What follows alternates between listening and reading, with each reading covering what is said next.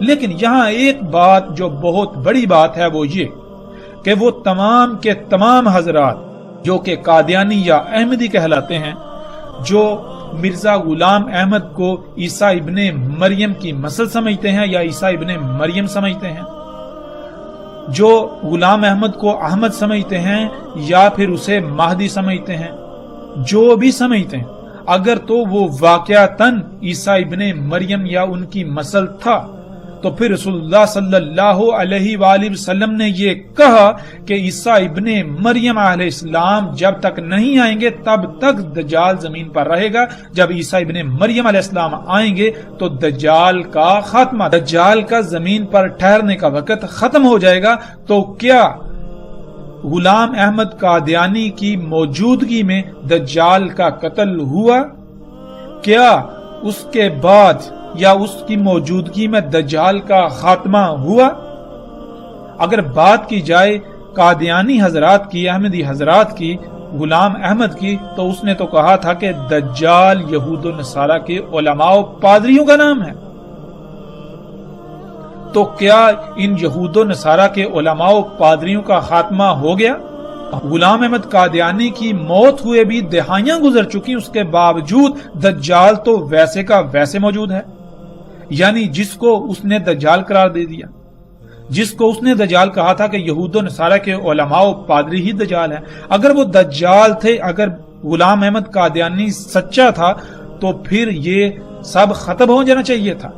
لیکن ہم دیکھتے ہیں کہ یہود و نصارہ کے پادری و علماء، ان کے جو ربی ہیں، وہ محمد رسول اللہ صلی اللہ علیہ وسلم کے وقت بھی موجود تھے، غلام احمد قادیانی کے وقت بھی موجود تھے اور آج بھی موجود ہیں۔ اور اگر یہی دجال تھے تو محمد علیہ السلام کو ان کے بارے میں کہتے ہوئے کوئی آر محسوس ہو رہی تھی، کیونکہ وہ تو اس وقت بھی موجود تھے۔ پھر دوسری بات، محمد رسول اللہ صلی اللہ علیہ وآلہ وسلم نے یہ کہا تھا کہ عیسیٰ ابن مریم علیہ السلام ان کی ملت پر ہوں گے اور اس کے علاوہ وہ ان کی تصدیق کریں گے انہی کے ساتھ۔ تو آپ غور و فکر کریں کہ کیا غلام احمد قادیانی نے کچھ ایسا کیا، کچھ ہٹ کر کیا؟ پھر رسول اللہ صلی اللہ علیہ وآلہ وسلم نے جو بات کہی کہ عیسیٰ ابن مریم کے بعد جو ہوگا وہ کیا ہے، وہ ہے سات کا قیام، یعنی دنیا میں انسانوں کا خاتمہ، صرف وہ ہوگا۔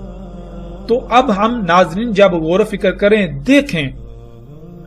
تو غلام احمد قادیانی کے وفات کے بعد، اس کی موت کے بعد، اس کی موت کو دہائیاں گزر چکی، اس کے موت کے بعد بھی بڑے بڑے عوامل وقوع پذیر ہو رہے ہیں۔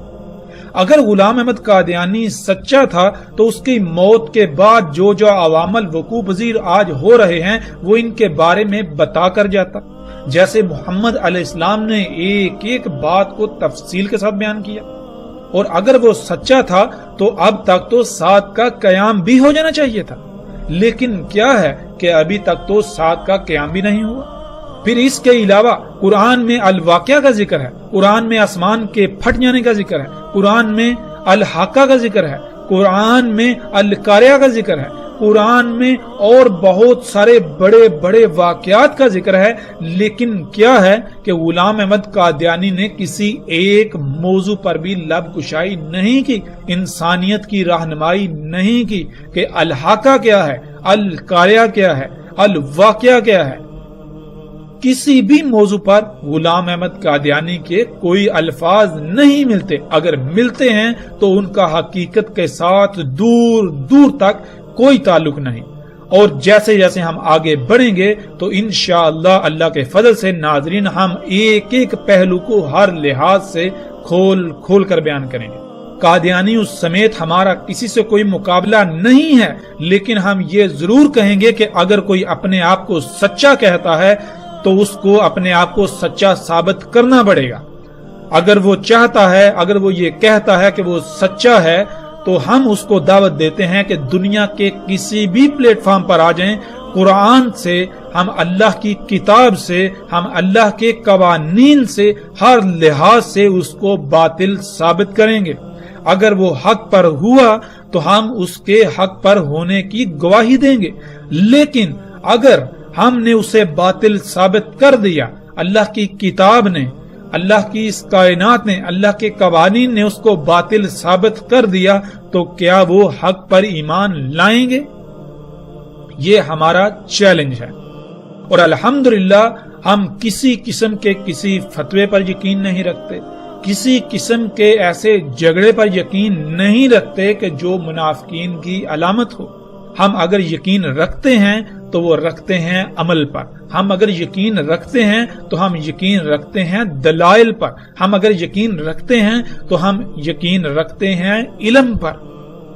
بات ہوگی کھل کر ہوگی، ہر لحاظ سے ہوگی، علم کی بنیاد پر ہوگی۔ ہم سے آپ چاہے لاکھ سوال کریں، کروڑ سوال کریں، ہم کسی سوال کو گھمائیں گے نہیں، کسی سوال کو پھیریں گے نہیں، ہم کسی سوال پر کسی قسم کی محاذ آرائی نہیں کریں گے۔ ہم انتہائی اطمینان اور تسلی سے آپ کی بات سنیں گے، اور انتہائی اطمینان اور تسلی سے ہر لحاظ سے اپنے ہوش و حواس پر قابو رکھتے ہوئے،